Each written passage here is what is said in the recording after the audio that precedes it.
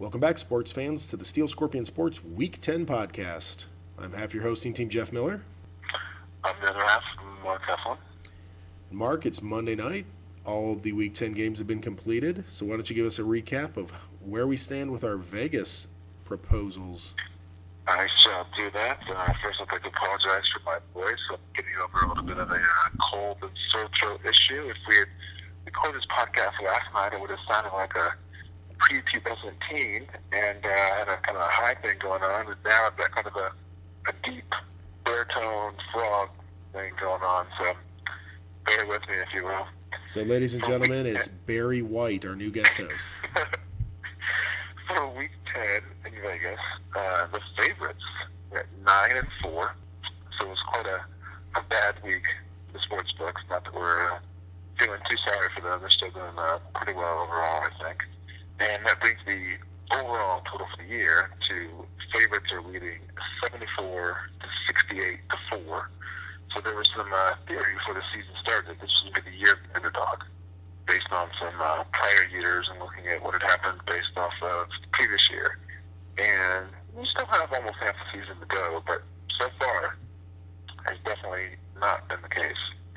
And then for overs went 7-6 this week. We've been talking about the prime time overs. So this week we had the 3 prime time games. The Thursday game went under. The Sunday night game went over. In fact, the Packers went over by themselves. And then tonight's game also went over with all the 45 points by the Eagles, and then the Panthers got a couple of late scores as well. So the primetime games, I think, if my rankings are correct, are now 24-7 on the over for the year. So that's a trend that keeps on hitting. And the overs overall for the year are now 78, 67, and 1. So it's all aboard the over train on the primetime games. I like that. And speaking of overs and unders, Mark, and Monday night football games in prime time, we did see the Philadelphia Eagles knock off the Carolina Panthers tonight, and that knocks the Panthers down to 3-6-1 after 10 games, which, if my math is correct here, to get to, say, 9 wins, which they would need to do to knock our bets off, they would have to run the table. Does that sound about right? That math is correct. And actually, did you get yours at 8.5 as the number? 8.5 was the number. Okay. I actually got mine at 8. I was out in Vegas in mid-August, and I shopped around a few different sports books, and some of the sports books had the number at 8.5 still, but the payout was not good. It was like, if you wanted the under at 8.5, it was like negative 150 or negative 160, something like that. But then I found one sports book, forget which one, but it was, the over-under was 8.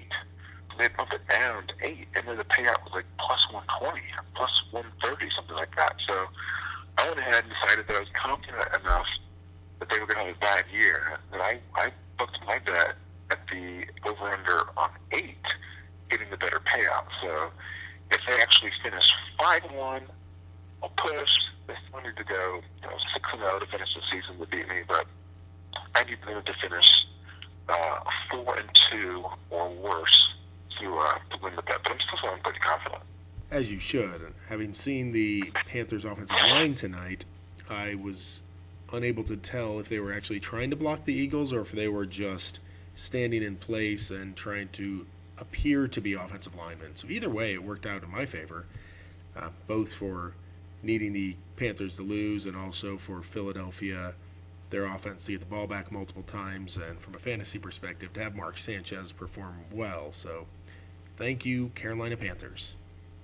I will take your analysis for the Monday night game. I'll admit that despite being a huge football fan, I did not actually see any of tonight's game. I've been watching the final table of the World Series of Poker as they're broadcasting it semi-live, and so I'm kind of on a holding pattern here as we do this call, but I was watching that instead. But I was very happy to see the Panthers lose.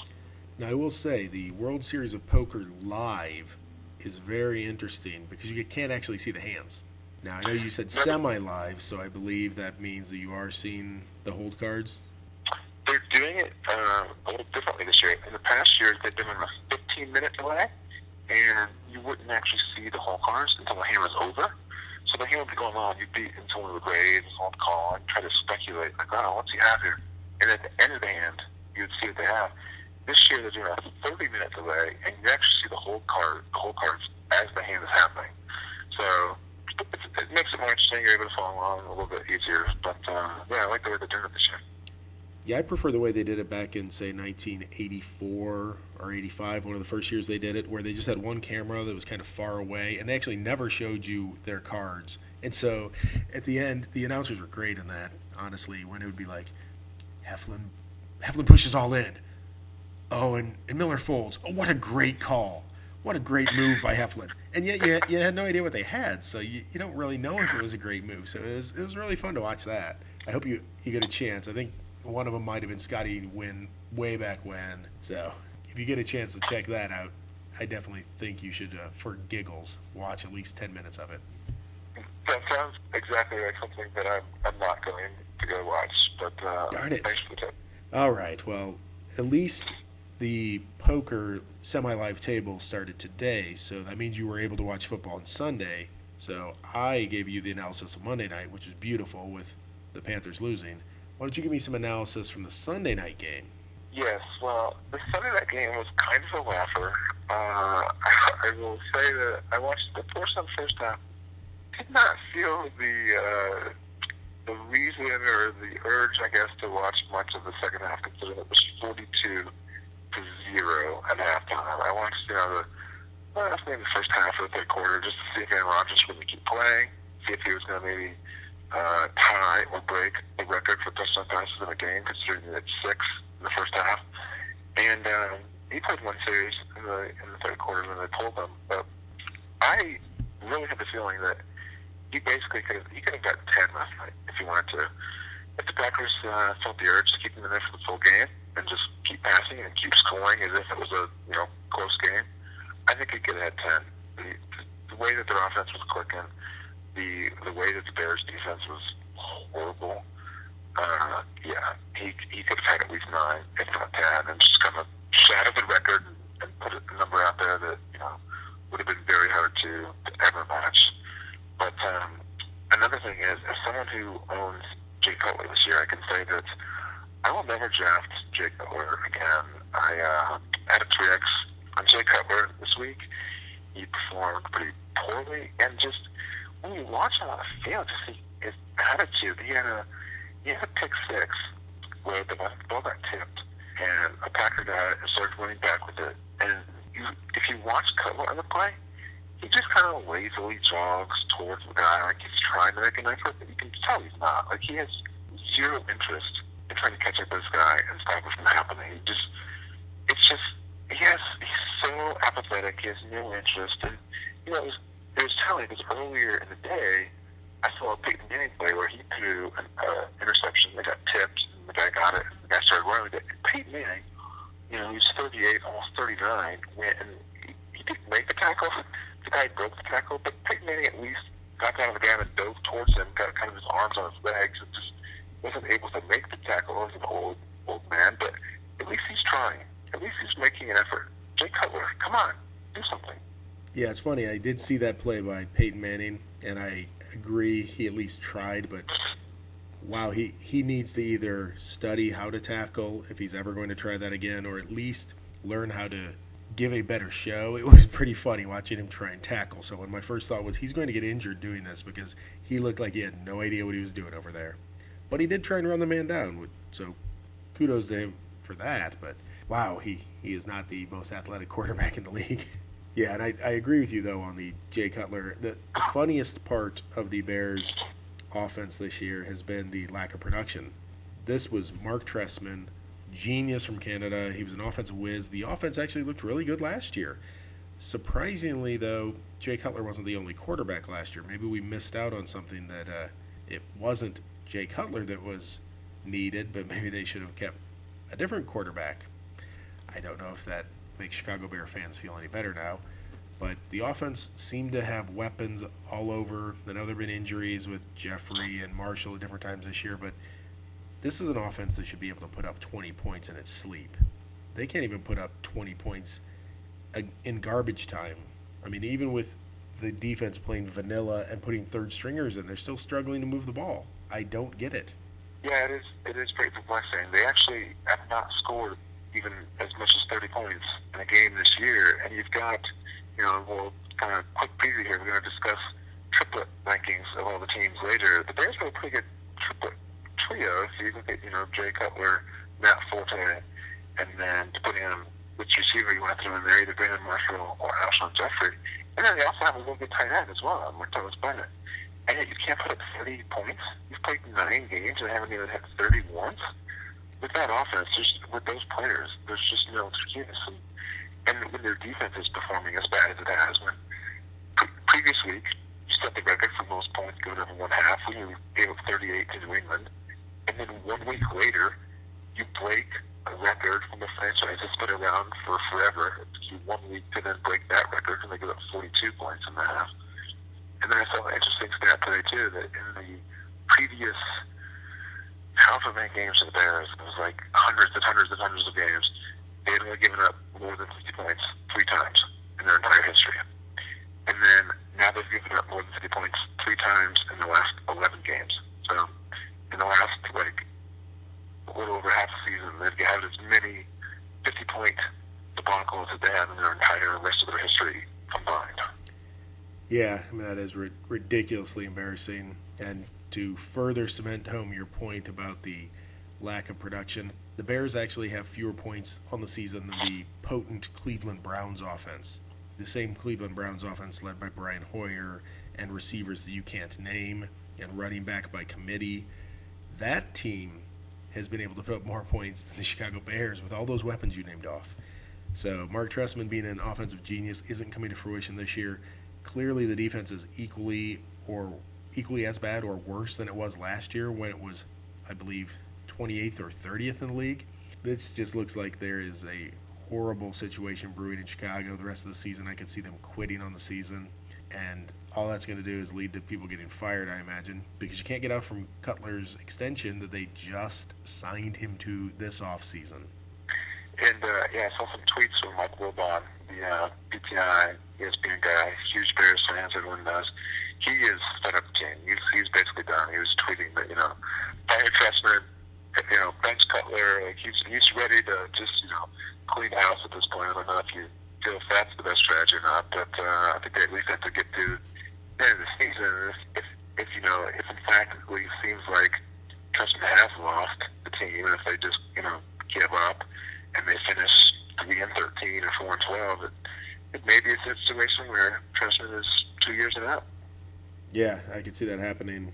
And you do mention they're 3-6 now. The funny thing about that is if you flipped them from the NFC North, where they're in last place, and moved them to the NFC South, we'd be talking about the playoff contending Chicago Bears.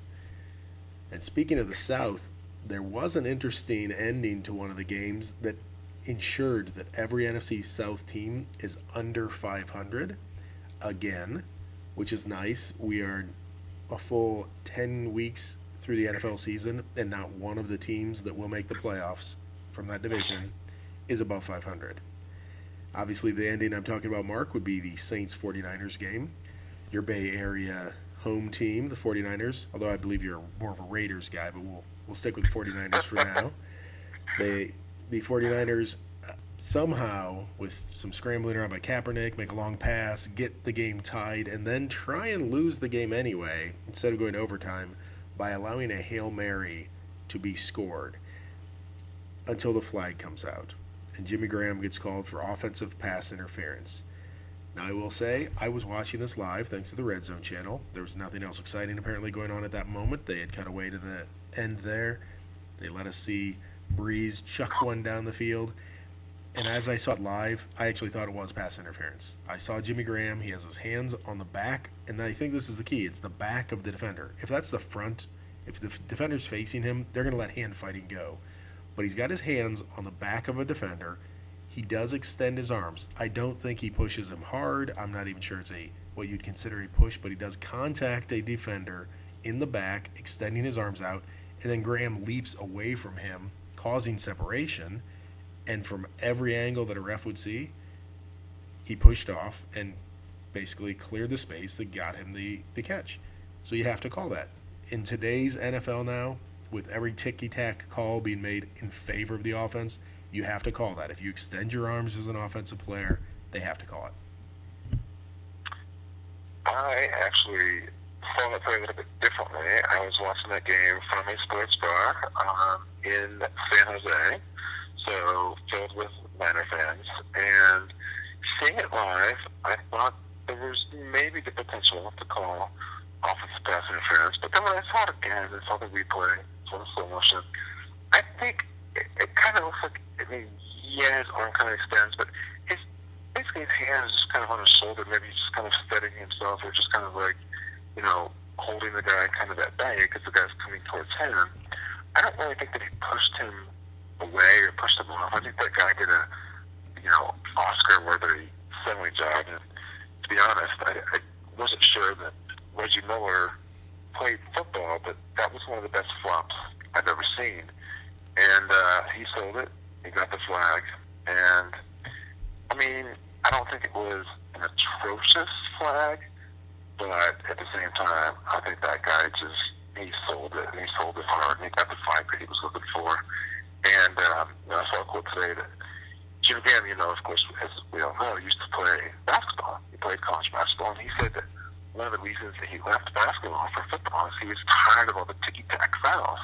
And so I wonder now, after this call from yesterday, maybe he's going to quit football and I'm going to see him take up hockey next season. I don't know. I mean, I personally think this was kind of ticky-tack. We're going to have to agree to disagree on this, but it ended up deciding the game. I also think we're going to have to agree to disagree on Jimmy Graham's next move. Hockey, a little more skill involved than you probably think with the ice skate and everything. Don't know if he has that background, but I will say rugby sevens would be a great fit for Jimmy Graham. He seems to have the physicality. He's got some speed. I think as a wing back or whatever positions they call them in rugby, he'd be very effective. He's big, he's strong, he's fast. So I think there's plenty of contact there with no fouls. In fact, if you do something wrong, I think they just put the ball down and you guys have to fight over it again. So that seems to me, if he really wants to get away from all these ticky-tack fouls, that's the way to go. Folks, you've heard it here first. Breaking news. If Jimmy Graham is playing rugby next year, you heard it here. That's right. I'll call the USA Sevens and see if we can get him signed up. We need all the help we can get, apparently. So that was an interesting ending, I will say. Obviously, after that, goes to overtime. The 49ers lose the coin toss, but by losing the coin toss, they win the game because the Saints choose to fumble the ball. The 49ers recover, and quickly, another strange call, actually, in my mind. They trotted out the field goal kicker immediately. Didn't try and gain 1 yard. It was in the center of the field, but they didn't try and move it forward. They basically trotted him out and tried about a 42-yard field goal. I think it was 35. Okay, a little closer than I thought, but still, it seemed odd. Most of the time, you don't just run on first down and kick it. So usually you try and gain a couple yards. Hey, what happens if he gains 10 yards? Now you're kicking an extra point. But it all worked out. Harbaugh's crazy antics worked. The Niners are back alive, and with the injuries healing up and with the suspensions ending, Aldon Smith may be back now. The 49ers are kind of back in the playoff race, and the Saints, lucky for them, play in the NFC South and are in first place at 4-5. And the Niners play the Giants and Washington in the next 2 weeks, so they could be 7-4 for their Thanksgiving night showdown with the Seahawks. And you mentioned kicking that field goal on first down. It was very strange to me as well. And as a Frank Gore owner and one of my leagues, I certainly wanted them to try that Gore out there for a couple carries. I can understand kicking the field goal on third down. He should have a bad snap or something instead of ball kicking on fourth down. But the only thing I can figure is that maybe Jim Harbaugh was watching the Auburn Texas A&M game from Saturday, and so Auburn fumbled the ball twice in the last 2.5 minutes. And just figured that I'm not going to chance it. I can't chance a fumble, so he got the field goal and ended up working out for him. But still, it's kind of a little bit of a strange decision. Yeah, and the other thing, you'd probably want to just run it a couple times, even if you're just going to run the clock, because if for some reason your kicker would miss, you give the ball back to the Saints. Well, at that point, you'd at least want to have bled the clock some, right? But anyway. Yeah. So the 49ers survive. Back in the playoff race. The Saints, lucky for them, division leaders at 4-5. Good for you. Go New Orleans. Another interesting game, Mark, that I want your take on is what everyone predicted.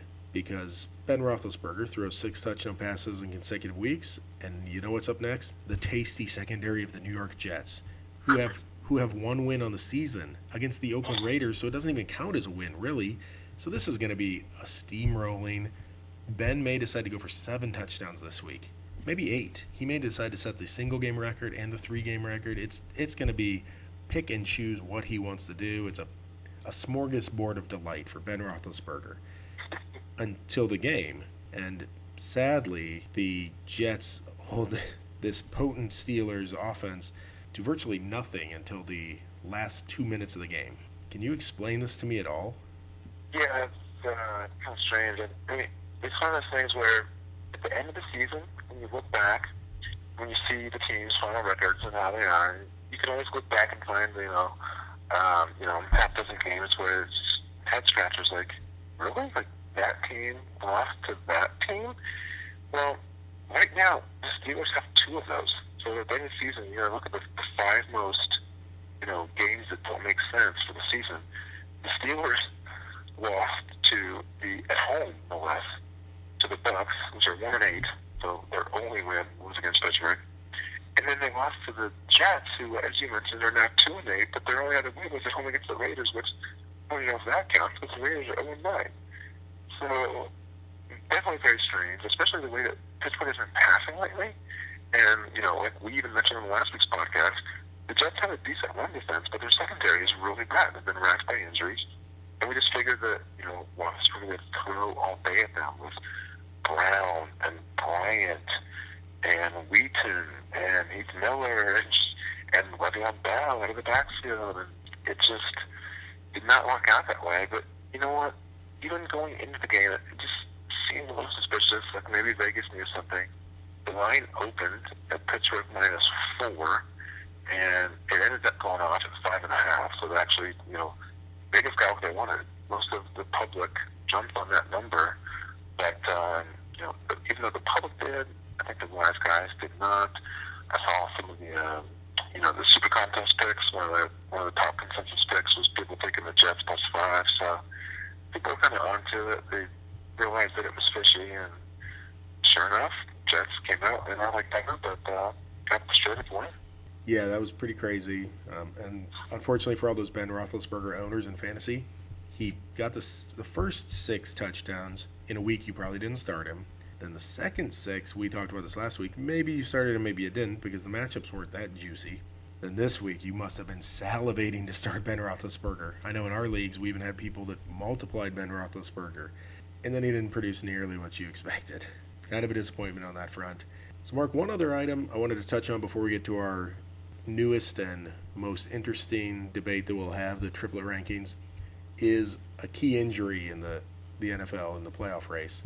The Cardinals, who moved to 8-1, had a great game, defeated the Rams, came from behind to do it, but they came from behind with Drew Stanton at quarterback because unfortunately Carson Palmer went down.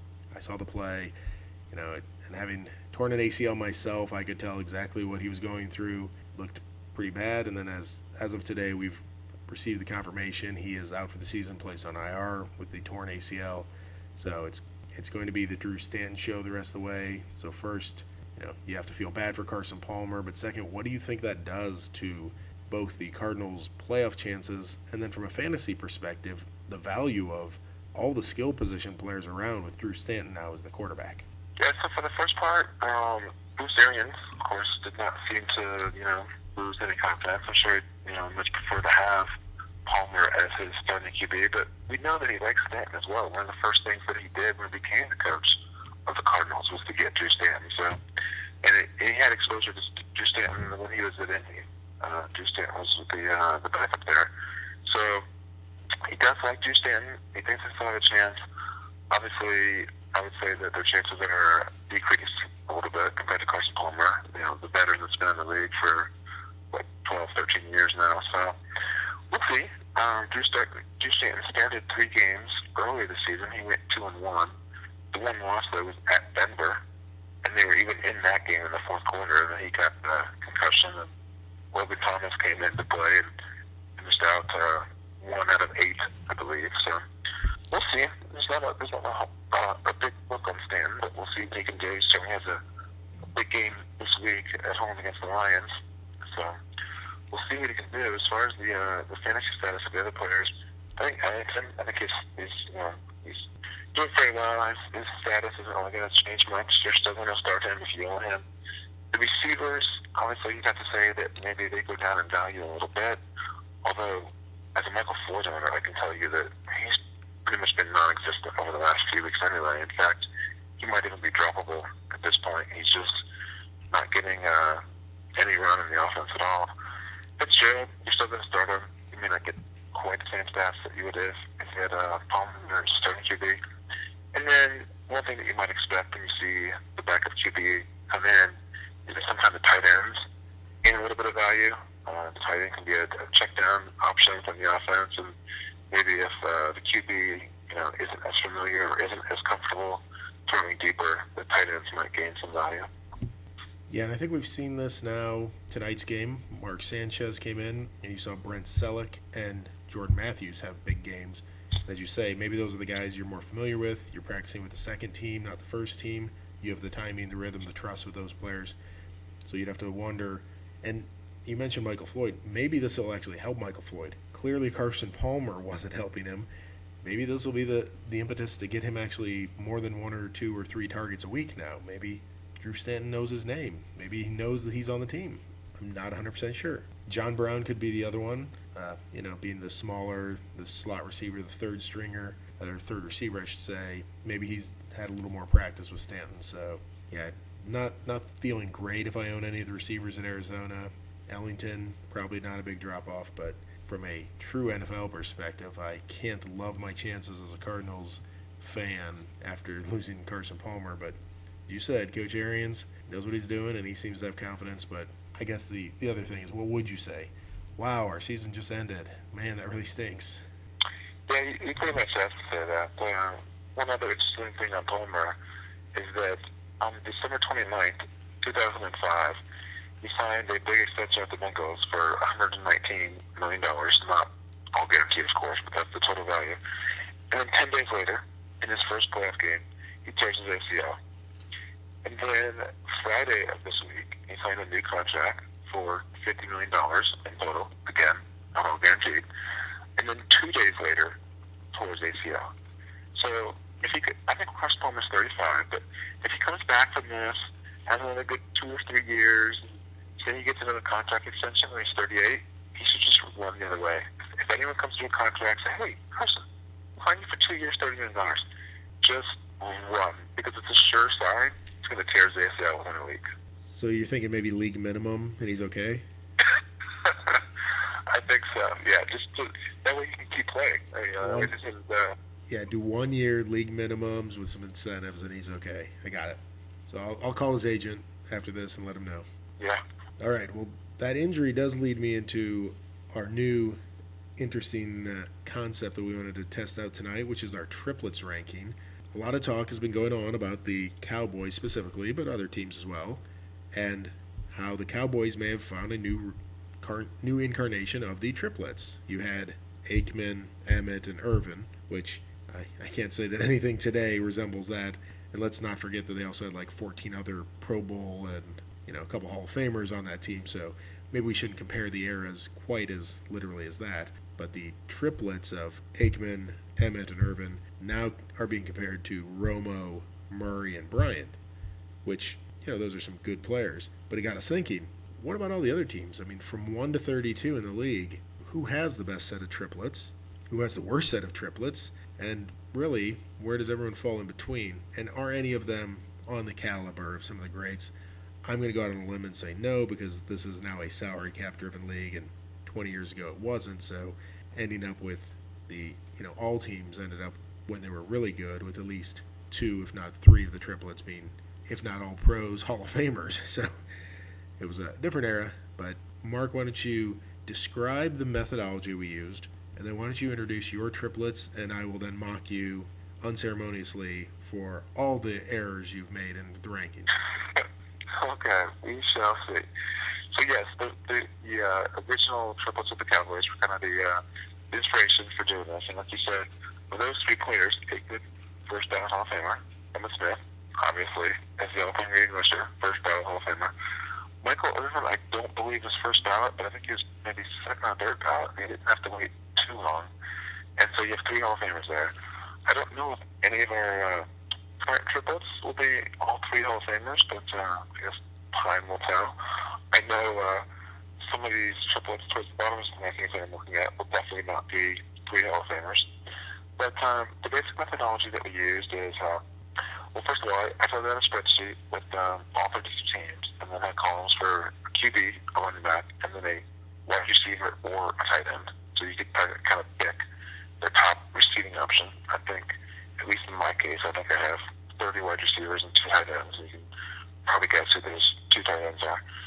And then, so I filled out basically the ones that were obvious as far as who they would be, and then left the other ones blank so that you and I could fill them in. So in some cases, we're going to have the same triplets. In some cases, we may differ as far as who the running back should be considered for the triplets or who the wide receiver or tight end should be considered. And then, kind of just on my methodology, we may differ in this. So the other thing we talked about is, do we want to look at, okay, going forward, what triplets we want for the next 3 years, that thing, or do we just rank it on who are the best triplets now? And we decided to go with now, because as you know, the NFL stands for not for long, and so a lot of these triplets won't even still be together 2 or 3 years from now.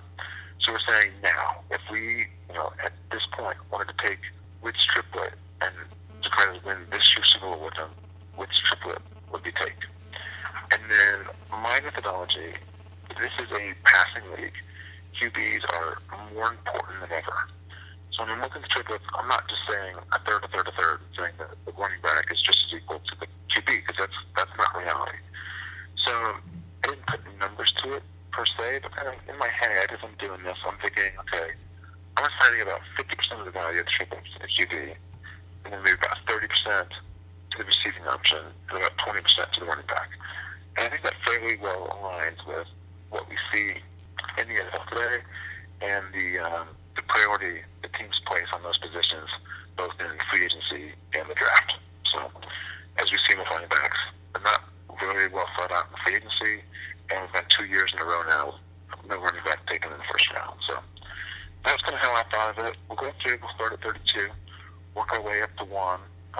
We won't necessarily spend a lot of time on every team, so we'll just kind of go through quickly, but mine kind of broke down into 4 tiers. My bottom tier was 26 to 32, and the one thing I'll say is that any recent injuries from the last week or 2 aren't necessarily reflected. I prepared these a week ago, so I still have Palmer in there, and I still have Nick Foles in there, but I'm not sure that Foles and Sanchez between the two of them would make too much of a difference. But so without further ado, at 32, I had the Rams with Austin Davis, Trey Mason, Kenny Britt as their top wide receiver, because Brian Quick is out. I did have that injury in there. So you have a kind of a raw QB, a rookie running back, and a just retread receiver. 31, the Jags, rookie QB, rookie running back. I included, not rookie running back, second-year running back, I think, included Denard Robinson as their running back. Cecil Shorts as their wide receiver. I guess he's their top guy at this point, but Allen Robinson's playing pretty well. At 30, I had the Raiders with Carr, McFadden, and Jones. At 29, I had the Titans with Mettenberger, Sankey, and Kendall Wright. 28, I had the Vikings, Bridgewater, McKinnon, Patterson. There's some potential for the future there, 3 young guys, but as of now, yeah. 27, I had the Bills with Orton, Dixon, or Jackson. That situation's kind of up in the air. And then obviously Sammy Watkins, wide receiver. And then at 26, the top team of the bottom tier, the Buccaneers, with Mike Glennon. Well, I had Mike Glennon, I guess McCallum just came back, but at Glennon, Doug Martin, who you could argue is not even the top running back anymore. That running back situation in Tampa Bay is kind of messed up. And then Vincent Jackson at wide receiver. Wow, you had Vincent Jackson over Mike Evans, huh? Well, we're doing this right now, and he does have. I think he is leading the league in targets by a fair margin over Mike Evans. Though obviously you could argue that Mike Evans, I think, probably has more touchdowns than Vincent Jackson. But if we're doing this as of right now, Yeah, I had the Jags. All right, well, I'm not going to argue too much on your bottom tier. My bottom tier was very similar, although I will say I had the Raiders at 31, so I apparently had them a little lower than you. So Raider fans send your hate mail to me, not to Mark. And I had Holmes at receiver as opposed to your Jones, but I think either way it doesn't really matter. The Titans brought up the rear for me. Obviously I'd only seen Mettenberger for one game, but I didn't see a lot there I liked. Sankey was not so dominant that he actually broke into the starting lineup until a week or two ago as well. And Kendall Wright's just a guy to me. So, but again, these are all very similar. I will say the one thing I had much different than you was the Jags. I moved them all the way up to 27, right behind the Bucks at 26. I just think Bortles has shown some glimpses of what could be a competent QB, and when you compare him to the guys I have behind him with Mettenberger and Davis and Carr and Vick and Bridgewater, I like Bortles better than them. Robinson, he's had a couple of good games at the running back position, and Shorts last year actually produced okay. He's been hurt a little this year, so I'm giving him the benefit of the doubt. But again, when you're talking about the bottom tier, saying you're the best of the bottom tier, I guess, is like the winner of the ugliest person contest at the state fair. So you're the least ugly of the ugly people. Wow, congratulations to the Jags in my mind. Okay, yeah, those are fairly similar. You're a little higher on Blake Bortles than I am, I guess. Like you said, I think he does have potential for the future, but he does kind of turn the ball over a fair amount. And I was looking at this as far as looking at the triplets of how I would rank them if I wanted to try to win a Super Bowl with them this year. And Bortles, with his experience, he didn't even start the first 4 or 5 games. I think he started week 4, week 5, something like that. So he hasn't played in the games, and just, how I'm looking at the rankings, that's kind of how I put them at 31. If we go into the next tier, real quick, I had at 25, I had the Jets with Vick, Ivory, and Decker. At 24, maybe a little too low here, but I had the Browns with Hoyer, Tate, and Gordon. I did maybe cheat a little bit putting Gordon there. He's coming back in a couple weeks. If you didn't want to do that, I guess you'd have to say Andrew Hawkins as the number 1 wide receiver, and then if that's the case, Hoyer, Tate, and Hawkins, I think 24 sounds about right. I mean, they're definitely producing so far this year. They're winning games, and like you said, they even scored more than the Bears, but just it doesn't excite me too much. At 23, I had the Giants with the other Manning. I used Rashad Jennings in there. I mean, he's been in a few weeks. I guess you could put Andre Williams as well. I think Jennings, he's supposed to be back soon. I thought he was going to be back, maybe this week or even the week before, but he keeps getting delayed and it's come back. And then when I did this ranking a couple of weeks ago, I had Ruben Randall at wide receiver, but Odell Beckham has definitely emerged in the last couple of weeks. I think you probably have to consider him the number 1 wide receiver at this point. 22, I had the Chiefs with Smith, Charles, and Bo. Their wide receiver situation is kind of a nightmare. I think they're the only team that doesn't have a single wide receiver with a touchdown this year. 21, I had the Ravens, Flacco, Forsett, and Smith. And I guess I would say Steve Smith. So maybe we could offer Torrey Smith as well. At 20, I had the Dolphins, Tannehill, Miller, Wallace. And then at 19, I had the Texans. I had Fitzpatrick as of the time of these rankings, but of course, as we know, Ryan Mallett is going to be their QB going forward, starting in week 11. We don't really know how he's going to perform. We have a very limited book on Ryan Mallett. And then Darian Foster running back and Andre Johnson at wide receiver, and that makes up my second last tier. Again, not terribly dissimilar. I think most of the teams were in the same ballpark, although I will say the Jets were in my bottom tier. I guess we missed on that. And the Bills were the bottom of my tier here. But I think that means you and I flipped the Bills and Jets 2 or 3 spots. Again, not worth discussing too much. The ones that I think we differed on quite a bit here, the Browns we hit on, I had the Texans much lower. I had them at 23 because, as you said before, it comes down to quarterback, and I had no faith at all in the quarterback situation there. And Hopkins is kind of unproven, so I didn't love him. He's not going to top most of the receivers that we hit going up this list. Foster was the only thing that keeps them out of the bottom tier in my mind. The other one I had apparently much higher than you would be the Chiefs. They're not even in this tier for me. So we'll get to them. Wow. Yeah, we'll get to them in a moment. But I obviously have a lot more faith in game manager Alex Smith and Jamal Charles. And I'm okay with Dwayne Bowe as a triplet receiver because at the end of the day, he's been effective in the past. Right now, no, he's not had a good year. But, yeah, I had the Chiefs as the bottom of the next tier. So for me, it's the Ravens were the top of this tier. Like you, I like Flacco, Forsett, and Steve Smith Sr. more than these other teams. Manning was right behind them. Then you had the Orton, Tannehill, Fitz, Hoyer. But yeah, we'll get to Alex Smith in a moment for me, apparently. But why don't you take us through the second to last tier? Okay. In my second overall tier, I got from teams 18 to 11. At 18, maybe lower than people would think for a team that's into the NFC Championship game 3 years in a row. Of the Niners with Kaepernick, Gore, and Crabtree.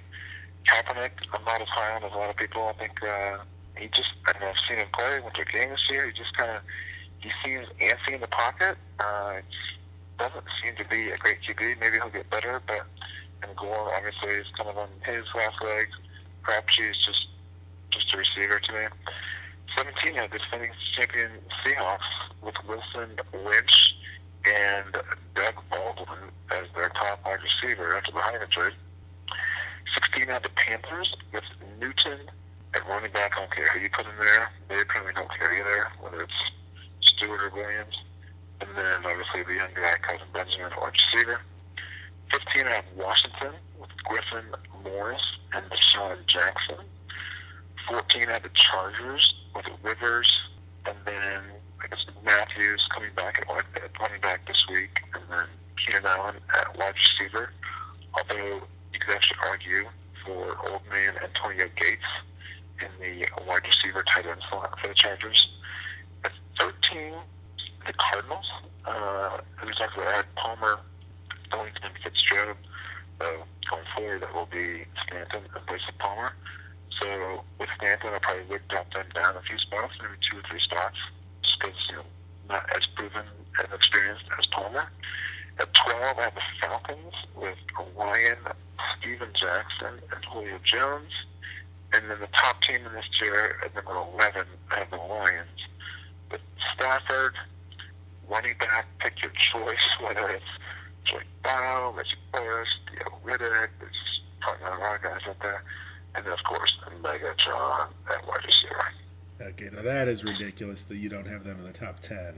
Stafford is an above-average arm talent. He's one of the few guys that's actually thrown for, over 4,000 or 5,000 yards? He had a 5,000-yard season, didn't he? And Megatron is clearly the number 1 receiver in football. You, of all people, know that, having owned him 2 or 3 years in a row.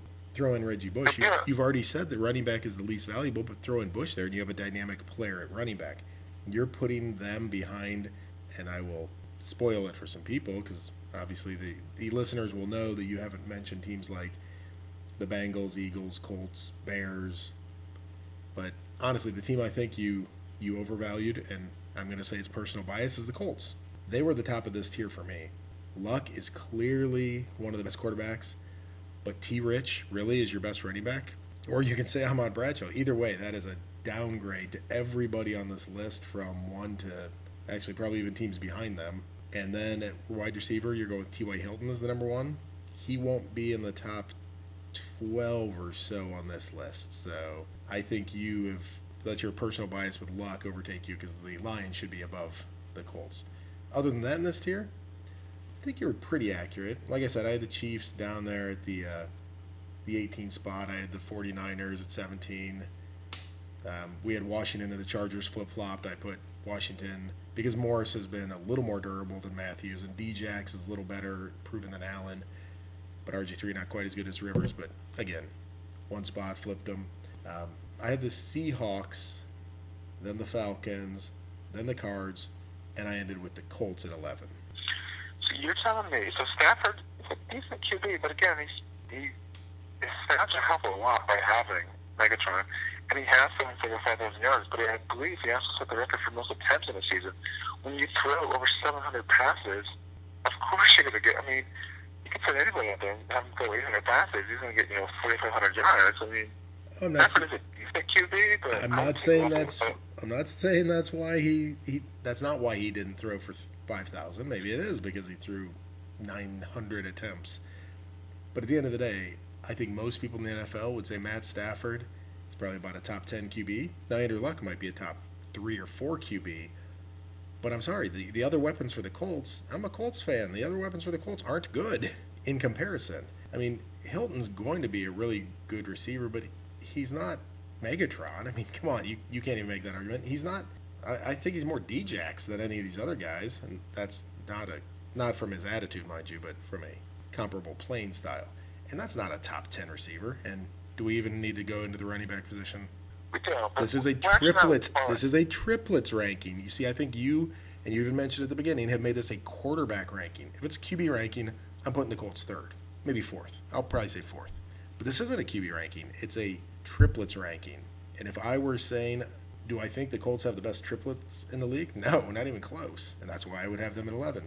You probably are going to have them up at like 5, and it's going to be ridiculous. No, that's just what I was going to say. We're actually not as far off as you think. You have one of them actually in the 8. So. Okay, so we're not quite as different. I just can't believe that you would put Matt Stafford down there. And well, we'll get to it as you go through your top 10. But there was one or other two teams I probably would have put Stafford ahead of, as you'll see in a moment. Okay, well, let's go with the top 10. At 10, I have the Saints with Breeze, Mark Ingram, and Jimmy Graham. So there's the one of the 2 tight ends that I have. I would definitely take Breeze over Stafford if I'm trying to, if I could choose between those 2 triplets. Graham is obviously a huge weapon. Ingram has been running pretty well lately, and I would take Breeze over Stafford any day of the week, twice from Sunday. At 9, I have the Bengals. Maybe a little too high. Well, maybe although with recency bias, obviously the Thursday night game from last week. Andy Dalton was like one of the worst QBs that's ever taken the field in the NFL with a 2.0 rating. But ding, ding, ding, ding, ding, ding, ding. And that's the winner that I was wondering how you could put Stafford behind Dalton. Because if you say it's A.J. Green at wide receiver, that's fine, but Megatron's better than Green. So you're saying that Gio Bernard is so much better than Reggie Bush, it makes up for having Andy Dalton at QB? That goes against everything you've already said. Well, I think we maybe have some recency bias with Thursday night game where he looked awful. I'm not even going with recency bias. I'm going, unless you're counting the last, say, 3 years. Then, yes, since his whole career is recency, I will say I would take Matt Stafford over Andy Dalton every year. Andy Dalton has proven time and again that he's a nice quarterback, limited, and won't win you the big game. I believe they showed that stat that in the biggest games, primetime games, playoff games, meaningful games, he's like 0-700, something akin to that. I may have exaggerated the total a bit. Well, I have the Bengals at 9 and Lions 11. You could, convince me to flop those 2, switch those 2. It's not a huge difference in the rankings.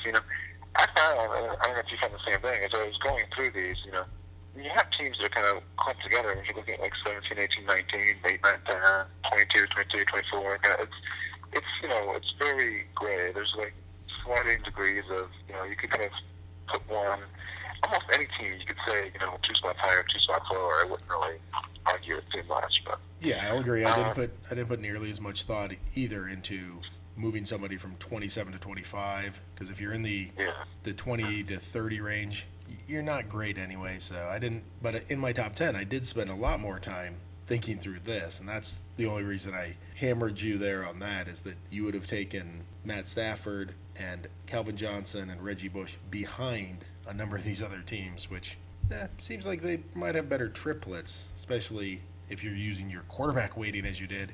You're taking Andy Dalton ahead of many quarterbacks. That doesn't make any sense. Like I said, you can maybe convince me to switch the Bengals and the Lions. And then at 8, I have the Colts, which I put before. Obviously, the QB, obviously the wide receiver. For running back, I actually listed T-Rich / Bradshaw because T-Rich is the, starter, quote-unquote, but then Bradshaw tends to get a lot of the carries, and it seems like he's actually on the field more often than T-Rich is. At 7, I have the Patriots, but Brady, Vereen, and Gronk, the other tight end on my list. 6, I have the Eagles. I have Foles, McCoy, Macklin. Obviously, now that's Sanchez in place of Foles. Maybe with Sanchez, you probably move them back a little bit with my 50% rating on QBs, you definitely think Sanchez now moves back at least behind Brady and Luck, maybe even further behind Breed and Stafford as well. At 5, I had the Bears with Cutler, Forte, and Marshall. As we talked about earlier, they look great on paper. You would think that they would score more, but they're not. So I could definitely be convinced to maybe move the Bears down a little bit. At 4, I had the Packers with Rodgers, Lacey, and Nelson. The thing that kind of held me back there a little bit was the running back. Lacey just hasn't looked that great this year. At 3, I had the Steelers, maybe with a little bit of recent bias with the 2 big games Big Ben had recently. But I had the Steelers with Roethlisberger, Bell, and Brown. Brown, obviously, one of the top wide receiver threats in the NFL. And then Bell, pretty good running back threat as well. At 2, I had the Cowboys with Romo, Murray, and Bryant. And then at 1, I had the Broncos with Peyton Manning, the running back, Hellman, I guess, although now he's out, so you can say C.J. Anderson. Monte Ball is coming out. I think in the offense it doesn't really matter too much who the running back is. And then at wide receiver, I had the Darius Thomas. Well, and right there is why I know you're wrong. Because if you have to, on your number 1 team, say, it could be this guy, could be that guy, could be that guy, a running back, then you've clearly defeated the purpose of the triplet ranking. If you're going to put a team that has Ronnie Hillman or C.J. Anderson or Monte Ball, and that's what you're using to weight it, and that's your number 1 team, then you clearly missed the boat. I don't understand how you can look at a team that doesn't have a running back and say they have the best triplets.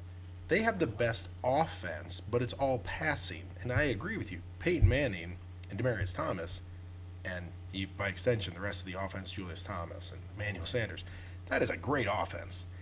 But it's not the best triplets. In fact, I would wager they don't run the ball very well, even when they try and run it. And as New England showed, again, recency bias, but even the Raiders this past week, they don't run the ball well. How can you say they have the best triplets if Ronnie Hillman or C.J. Anderson or Monte Ball or is Terrell Davis still available? I'm not sure, but if you put Terrell Davis in there, I would have hands down given it to you. But how can you say that's the best set of triplets when only 2 of the positions are really covered? Where do you have the Broncos? I actually had the Broncos 4th. 4th. So if you're looking at, if you could take any set of triplets to try to win a Super Bowl this year, there's 3 other triplets you would take ahead of a triplet that includes one of the greatest quarterbacks of all time and one of the most biggest dominating wide receivers in the game today. Yeah, because the other quarterbacks I have also will have won Super Bowls and probably have better records in the Super Bowl and playoffs than Manning. So greatest regular season quarterback is nice, but getting a equal quarterback like Aaron Rodgers, a slight downgrade at receiver in Nelson, but I actually gave Lacey the benefit of the doubt because, again, maybe recency bias, but we were doing this as of now. He's looked a little better in the past few weeks, and really he is a running back. He does produce. Last year he produced yards. Ronnie Hillman has never produced yards. Similar to Big Ben. Big Ben has won 2 Super Bowls. He actually is starting to look good in the offense. Le'Veon Bell is, if not the best, the second best running back in the league. And Antonio Brown is unstoppable right now this year. And that's what we're talking about, is this year. So yeah, I would take those 3. And Romo, Murray, and Dez, that's the one I'm not sure why I actually put them in the top 3. I did have them 3rd. Not really sure now that I think about it why Romo would be ahead, but because it was a triplets ranking, and they're the Cowboys, and they actually do have the best running back and a great receiver, I let that make up for Romo. And he's not horrible. He's just injury prone and kind of freewheeling and has the worst owner in perhaps all sports, but I don't think that factored into the ranking. So you could talk me into the Cowboys falling back, but again, when we're talking about triplets ranking, I don't, and let's be clear, you're saying these 3 players would help you win a Super Bowl. Let's say that you just had Manning, Hillman, and Thomas, but you don't get the other pieces that the Broncos have now, and you plug it into a different offense. That's not going to win. Having just Thomas isn't enough, and because Hillman's never going to be a running threat. Whereas if you have Aaron Rodgers and Lacey and Jordy Nelson, maybe, or definitely if you have Big Ben, Le'Veon Bell, and Antonio Brown, you're definitely going to get all 3 phases covered. The other one I want to argue with you on is, I know your then flip side of Manning is your anti-Brady bias, but if you took Brady, Vereen, and Gronk You should have used the same logic you did with Manning, Hillman, and Thomas and said, well, I've got one of the best quarterbacks of all time. Running back doesn't matter in that offense. That's what you said about the Hillman. You said that running back doesn't matter for the Broncos. And then you get Thomas, the greatest, one of the best wide receivers in the league. Well, you get Gronk, one of the best tight ends in the league. So, and a nightmare for matchups. Why would the Patriots be all the way down your rankings, other than you have a bias against Tom Brady? Now, looking at the rankings now, I would probably move the Patriots from 7 to 5. The Eagles, especially with them going from Foles to Sanchez, they're going to drop a little bit. And then at 5, at the Bears. And yes, QB-wise, I would definitely rather have Tom Brady than Jay Cutler, especially after what I saw on Sunday night. So yeah, you could come to me with the Patriots up from 7 to 5, but I'm still not putting the Patriots ahead of Rodgers, Roethlisberger, Romo, and Manning, especially the other pieces that they have. But I think it was as high as 5 for the Patriots. Okay, but you'll put Manning ahead of all of those other triplets, but you won't put Brady ahead of them. I'm just still confused by your logic, other than the fact that you love Peyton Manning and you hate Tom Brady. I would agree that I love Peyton Manning. I would not. I do not hate Tom Brady. I respect Tom Brady, obviously, and a matchup between the two. I'm rooting for Manning, and think that he will, or hope that he goes down as the better QB as far as the history books. But I have tons of respect for Brady. I think a top 5 triple ranking is pretty decent. And I agree. I actually had the Patriots at 5th. So I'm not touting that I would put Brady at the top of the list either. I just think that your bias towards Manning has clouded you on the number 1 ranking, because no way do the Broncos have the best set of triplets in the league. They might have the best quarterback. They may or may not have the best receiver. He might be top 1, 2, 3. No argument. He's a great receiver. I'm looking at this list of running backs. Bell, Murray, Lacey, even maybe Ingram, Forte, Bernard, McCoy, Ellington, Lynch, Charles, Morris. I'm still not to the point where I would even consider Ronnie Hillman. Heck, I might get T. Rich and Ronnie Hillman in the same sentence here, and I just did. Well, when I opened, I said that when I was basically doing it, I was kind of considering QB at 50%, wide receiver / tight end at 30%, and running back at 20%. It's possible when looking at the Broncos, I did more of a 65, 35 kind of scenario, in which case, clearly, they should be number 1.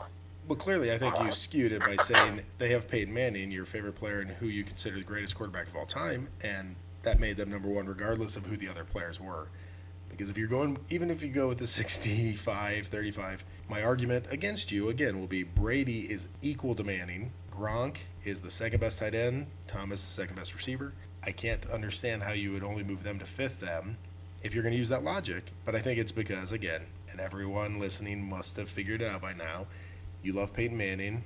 You consider him the GOAT.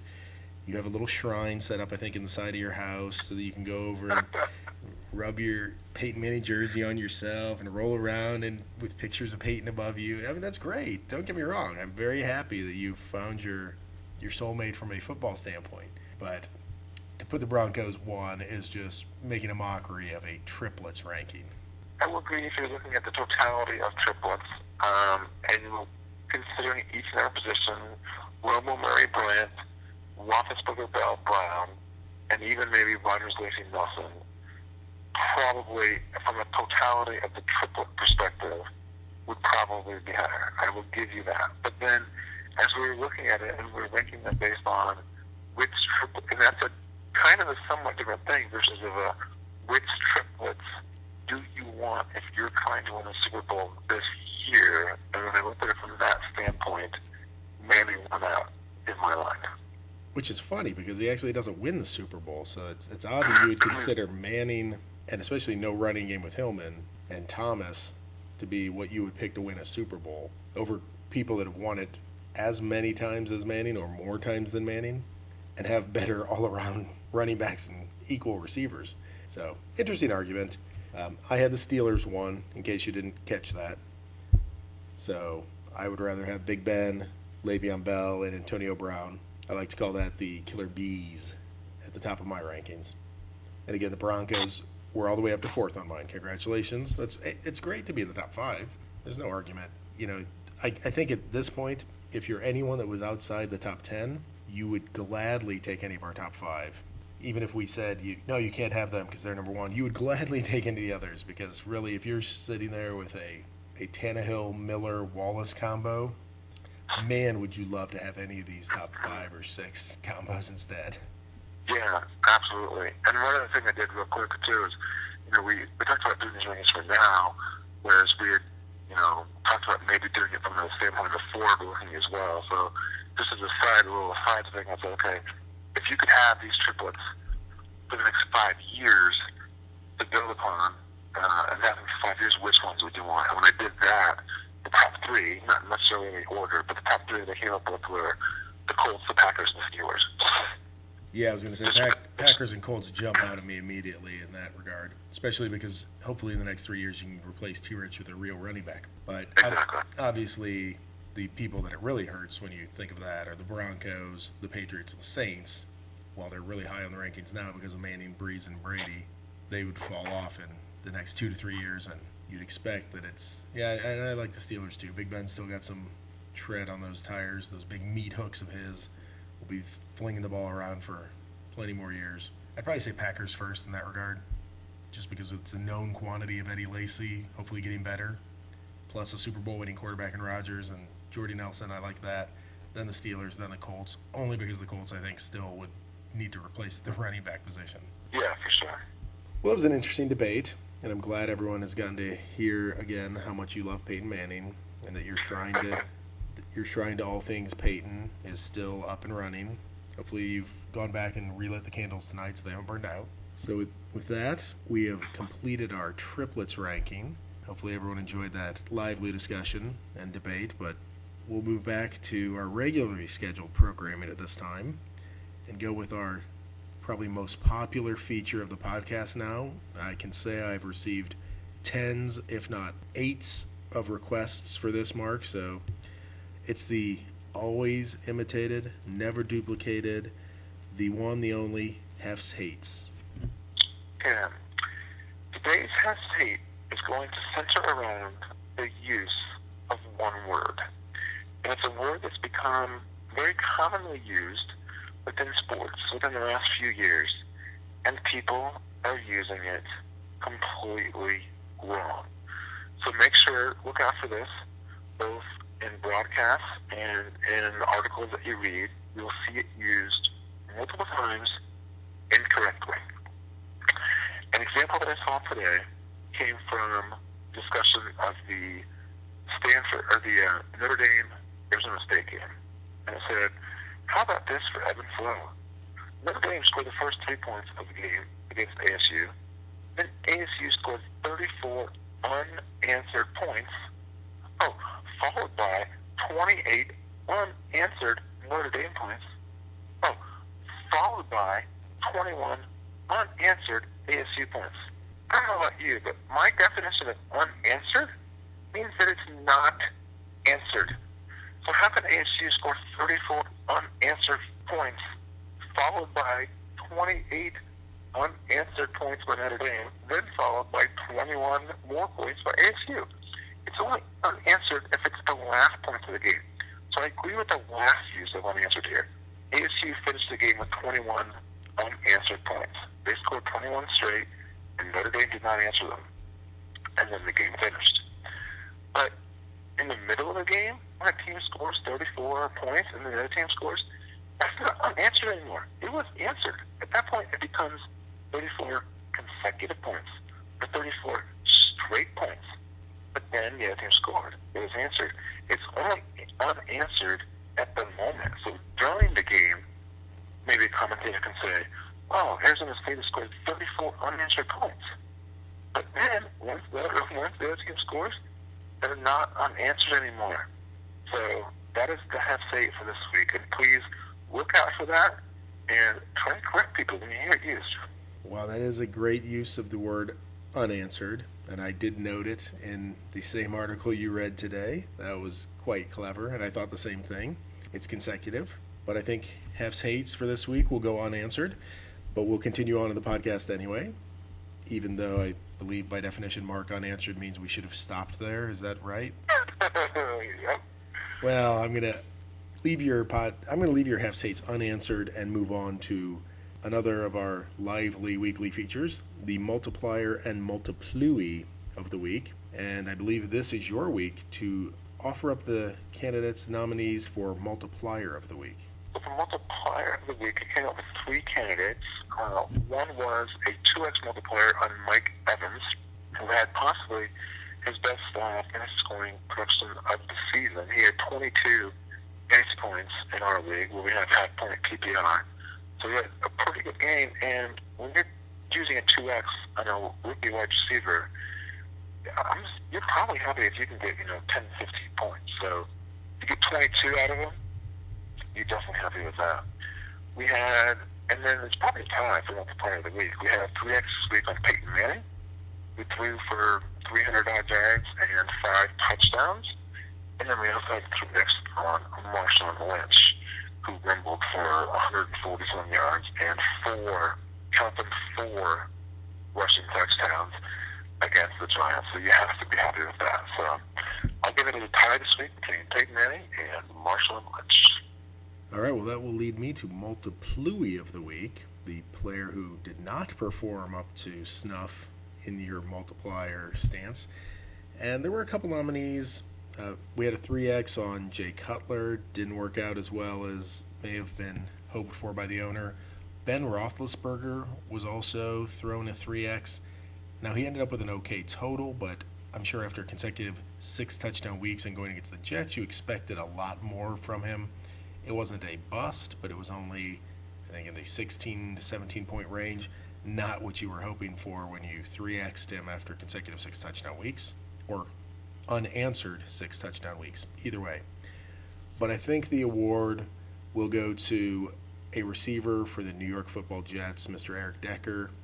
Eric, wherever you are with your wife Jessie, hello, and congratulations on being our multiplui. Mr. Decker was able to accumulate all of 3.9 points, so with the multiplier, he was really able to tear things up for the team. Typically, if you multiply, as you said, Mark, a receiver, you're hoping to get probably closer to 10 before the multiplier, not get closer to 8 after the multiplier. So, Eric Decker, multiplui of the week. Well, Mark, we only have one more item to cover before we sign off for this extended version of the podcast, and that would be the survivor picks. Obviously, for those of you still surviving after 10 weeks, congratulations, but you've probably used up a lot of good teams at this point. I know I have. I have 2 entries left in my survivor pool.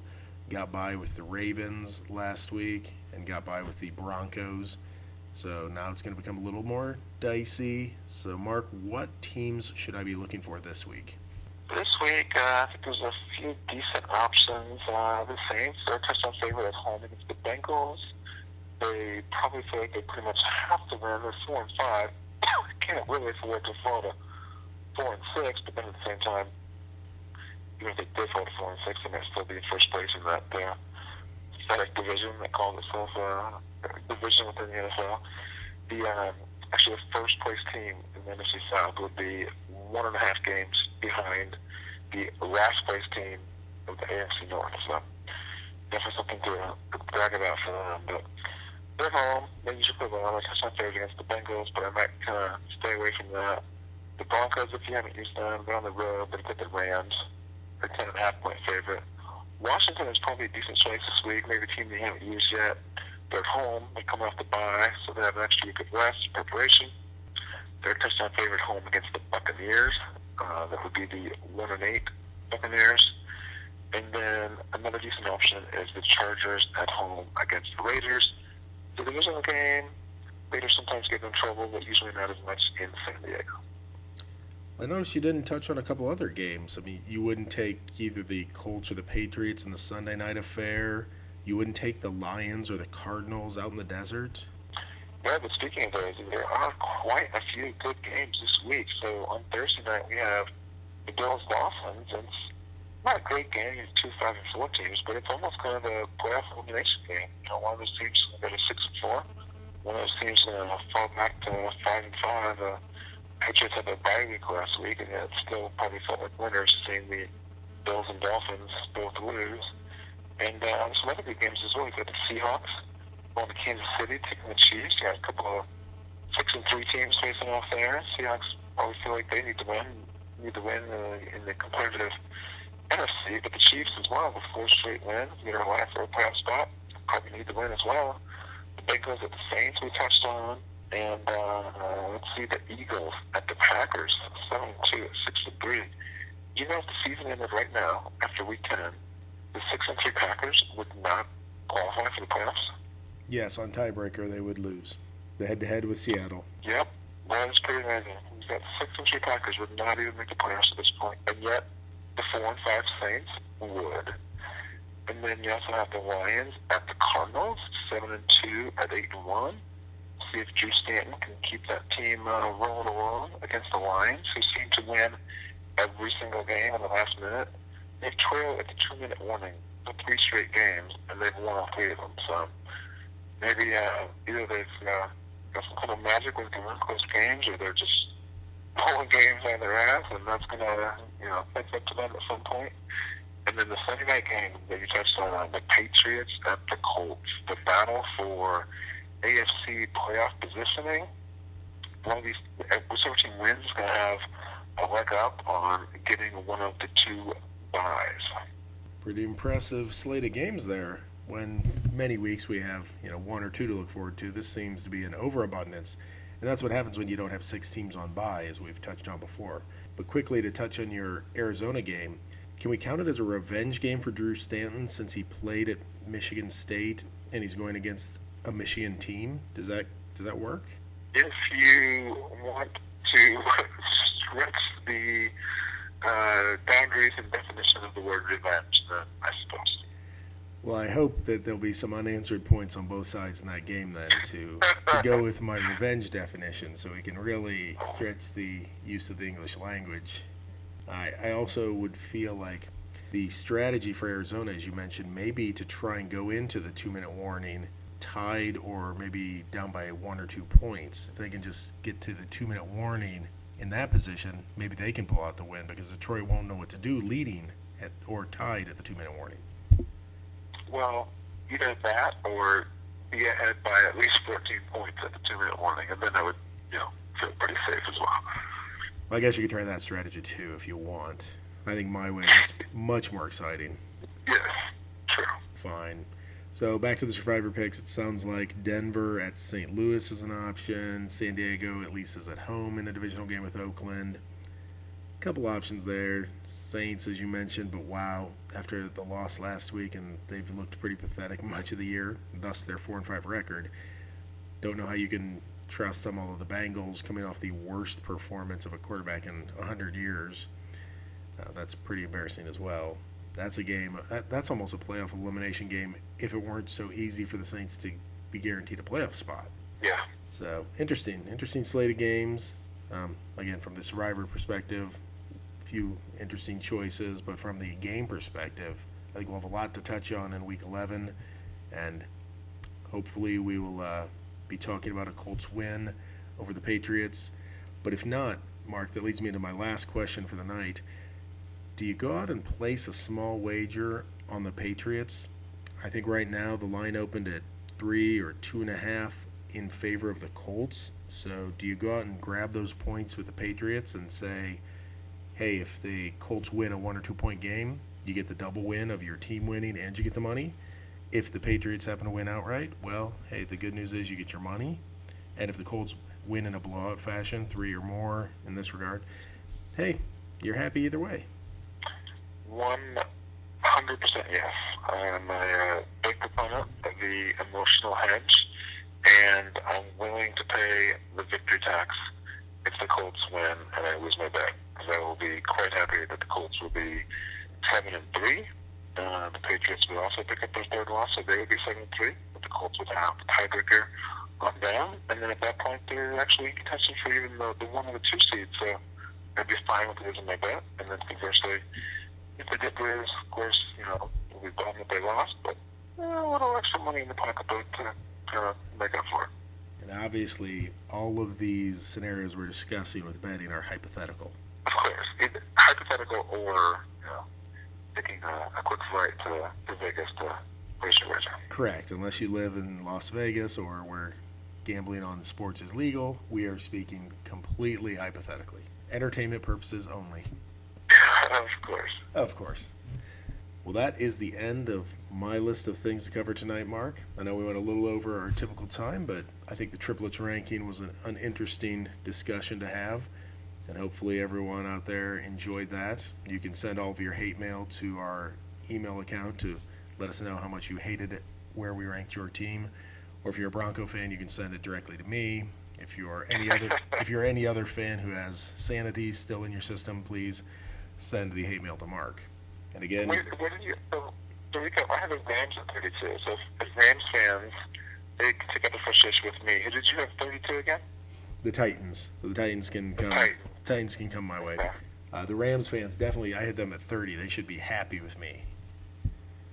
Now the Raiders were 31 with mine. You had the Raiders at 30, right? I did. So this is that unusual situation where the Raider fans actually would be angry with me. Although at this point, I think one, Raiders fans might find it difficult to send emails. It's kind of technologically advanced for them. Two, with how horrible their team is, I think they've probably just given up on this year, and they probably agree that they have one of the worst set of triplets, and they hope that in the next year or two they actually move up this ranking and any other ranking. And so if you do want to send some hate emails or vent your frustrations with the rankings, feel free. I'm happy to read the explanation or defense of your team. You can email us at contact@steelscorpionsports.com or tweet us at steelscorpionff. Let us know why you think that the ranking was unfair for your team. Yeah, again, and you can find that information also at our website, steelscorpionsports.com, the better species of fantasy football. So again, that's steelscorpionsports.com. Check us out. You can learn more about multipliers, mulligans, the all-play format. Go to the blog page, go to our contact page, click the contact button, and email Mark directly and complain about his bias for Peyton Manning, or you can complain about my anti-Raiderness apparently. So we look forward to reading those. And with that, I will sign off from San Diego. This is Jeff Miller. Signing off from San Jose, Mark Huffman. All right, sports fans, talk to you next week.